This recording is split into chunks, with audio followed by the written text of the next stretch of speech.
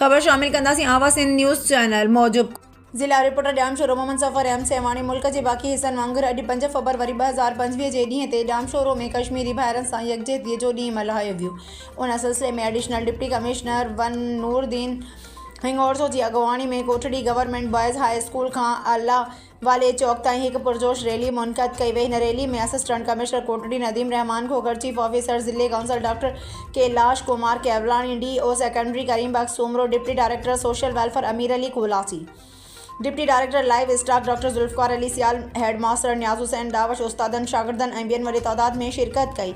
हिन रैली में शिरकत कंदड़नि जे हथनि में प्ले कार्ड ऐं बैनर हुआ जिन ते नारा लिखियल हुया। कश्मीर पाकिस्तान जी शही रॻाए, कश्मीर सड़ी रहियो आहे ऐं गॾियल क़ौमुनि वारो इदारो ख़ामोश आहे। रैली खे ख़िताब कंदे additional deputy commissioner one Noordin Hingorso ऐं ॿियनि चयो त अॼु कश्मीरी भाइरनि सां यकजहतीअ जे मौक़े ते पूरे पाकिस्तानी क़ौम पंहिंजी कश्मीरी भाइरनि सां गॾु बीठी आहे। पाकिस्तान का मतलब क्या?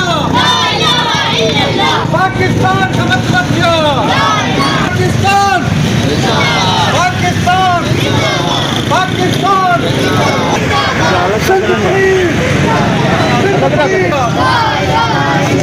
कश्मीर बनेगा, कश्मीर